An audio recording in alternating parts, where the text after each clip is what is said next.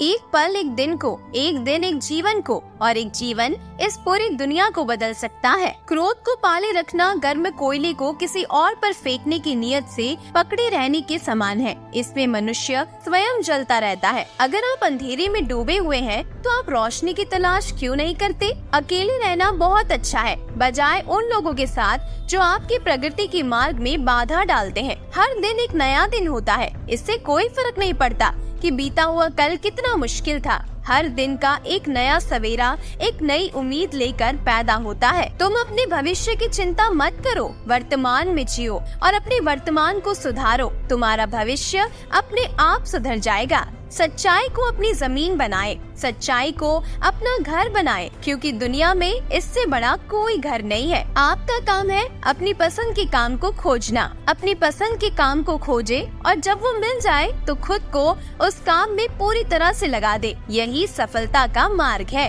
आपके बड़े से बड़ा दुश्मन भी आपको उतना नुकसान नहीं पहुंचा सकता जितना नुकसान आपके अनियंत्रित विचार आपको पहुंचाते हैं। जब किसी की संगत से आपके विचार शुद्ध होने लगे तो आप समझ लीजिए कि वो कोई साधारण व्यक्ति नहीं है। एक जलते हुए दीपक से हजारों दीपक रोशन किए जा सकते हैं, फिर भी उस दीपक की रोशनी कम नहीं होती। ठीक उसी प्रकार खुशियाँ बांटने से बढ़ती है, ना कि कम होती है। आप जैसा सोचते हैं आप बिल्कुल वैसे ही बनते हैं। इसीलिए अच्छा बनने के लिए हमेशा अच्छा सोचिए। जो व्यक्ति अपने जीवन को ईमानदारी से जीता है उसे मृत्यु से भय नहीं लगता।